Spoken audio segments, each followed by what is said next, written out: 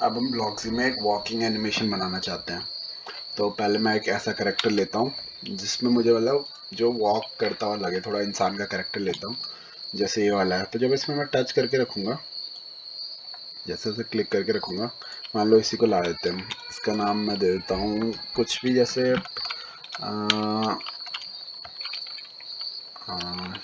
क्या देता हूँ उसका नाम, शिनचैन ही रख लो इसका नाम। मान लो इस लड़की का नाम शिनचैन है, ठीक है। तो ये आ गई। पहले मैं इसकी कॉस्ट्यूम चेक करूँगा हमेशा कि इस पे है भी कुछ। तो ये पहला कॉस्ट्यूम ऐसा है, दूसरे में ये ऐसे कर रही है, तीसरे में ऐसे कर रही है और चौथे में ऐसे कर रही है। तो हाँ, ये वॉकिंग कॉस्ट्यूम के लिए सही है ये वाला। मतलब अगर मैं इसको लूप कराता रहूँ तो ऐसे लगेगा जैसे कि ये मूव, मतलब ये चल रही है। एक बैकड्रॉप सेलेक्ट कर लेते हैं, मान लो कहाँ पे चल रही है ये, कहाँ पे चलाएं इसको, कहाँ पे, मून में तो बेकार लगेगा, यहाँ पे बीच पे चला देते हैं। ठीक है, बीच पे चल रही है। तो मैंने इसकी लोकेशन यहाँ से सेट कर दी। मैं इसे चलाना चाहता हूँ तो सबसे पहले मैं इसे मूव कराना चाहता हूँ। हमेशा हर इवेंट यहाँ से शुरू होता है। जब मैं फ्लैग पे क्लिक करूँगा तब मेरा एनिमेशन शुरू होगा, मैं ये चाहता हूँ। और फिर मैं क्या चाहता हूँ, ये मूव करे, लेकिन ये मूव हमेशा करते रहे, इसलिए मैं फॉर एवर ब्लॉक का यूज़ करूँगा ताकि ये हमेशा मूव करते रहे। तो अब देखते हैं क्या होता है। तो ये बिल्कुल आगे ड्रैग हो रही है, ऐसा लग भी नहीं रहा है कि मूव कर रही है, बल्कि ड्रैग कर रही है। तो ठीक है, सबसे पहले तो ये दीवार पे आके चिपक जा रही है। मैं चाहता हूँ ऐसा ना हो, जैसे इसे कोना मिले बाउंस कर जाए, उस क्ले वाला ब्लॉक है। अब देखते हैं क्या होता है। अब ये जो दिक्कत आई, इसमें हुआ क्या, जब ये कोने में जा रही थी ना तो इसका रोटेशन चेंज हो गया। तो इस प्रॉब्लम को डील करने के लिए हमें क्या करना पड़ता है, इसको वापस अपनी जगह पे लाओ। अगर तुम्हारे साथ ये दिक्कत आ रही है, जस्ट इन केस, ये जो डायरेक्शन है ये वाली, यहाँ पे देखो इसकी डायरेक्शन चेंज हो गई है। तो मैंने वापस इसकी डायरेक्शन 90 कर दी। अब ये अब दिक्कत नहीं करेगा ये वाला। फिर भी ये दिक्कत कर रहा है क्योंकि इसकी जो हमने क्या करा, इसको ना हमने पहले ही यहाँ एज पे चिपका दिया ये नीचे, तो ये स्टार्टिंग में ही बाउंस कर रहा है। तो अगर मैं इसे थोड़ा सा ऊपर रखूँ, इस कोने में ना चिपकाऊँ, तब ये दिक्कत नहीं आनी चाहिए, जितना मुझे लगता है। 90 पे 90, ये हो गई 90 सेट हो गई। और अब ये दीवार पे टच नहीं है। तो अब देखो, अब ये सीधी जा रही है बिल्कुल। तो वो जो दिक्कत आ रही थी जिसमें रैंडम इधर उधर जा रही थी, वो इसलिए आ रही थी क्योंकि मैंने इसको पकड़ के पहले ही किसी एज में टकरा दिया। पहले ही मैंने इसे एज से टकरा दिया तो ये स्टार्टिंग में ही बाउंस करने लग गई, इसलिए ऐसे उठ पटांग जा रही है। तो अगर तुम्हारे केस में दिक्कत आ रही है कभी भी, तो ध्यान रखना, सबसे पहले तो इसकी डायरेक्शन को वापस 90 करो। 90 मतलब ये बिल्कुल राइट साइड देख रही है। और फिर इसको यहाँ वॉल पे टच मत करा देना, थोड़ा सा दूर रखना इस कोने से और इस कोने से। तो अब अगर जब तुम नॉर्मल से चलाओगे तो अब ये आगे जा रही है, लेकिन वही इसकी रोटेशन चेंज हो गई। तो मैंने तुम्हें बताया रोटेशन के लिए, ये रोटेशन स्टाइल लेफ्ट राइट वाला। तो अब ये मूव करने लग गई है, बहुत स्पीड में मूव कर रही है। मैं चाहता हूँ ये इतनी तेज़ी से मूव ना करे, थोड़ा स्लो मूव करे। तो मैं क्या करूँगा, यहाँ पे एक वेट लगा दूंगा। वेट हमें कंट्रोल के अंदर मिलेगा।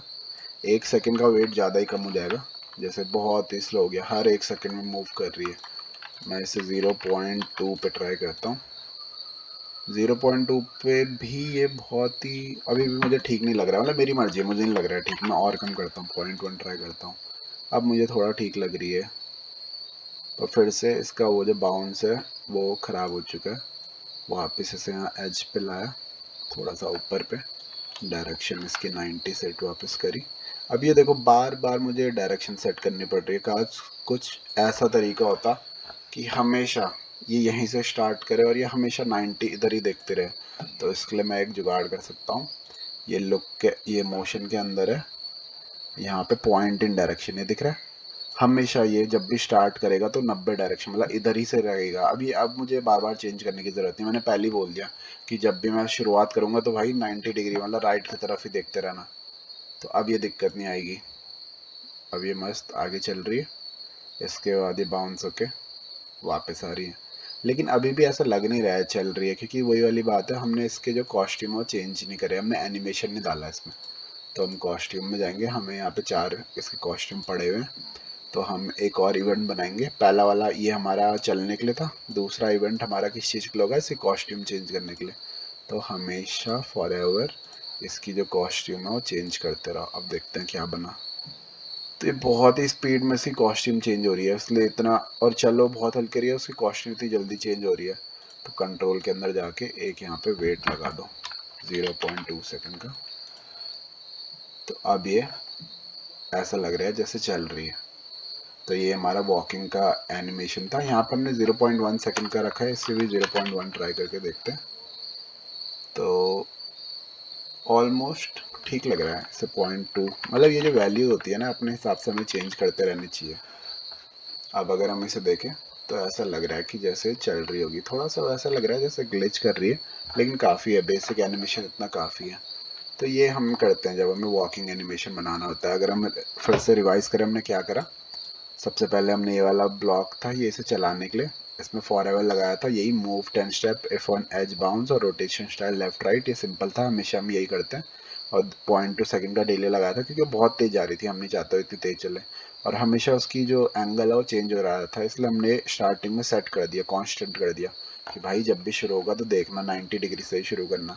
उसके बाद ये कॉस्ट्यूम चेंज करने के लिए फॉरएवर कॉस्ट्यूम चेंज करी, और वो क्योंकि बहुत तेज चेंज हो रही थी इसलिए हमने डिले लगा दिया। तो ये सिंपल हमारा वॉकिंग एनिमेशन बना दिया हमने।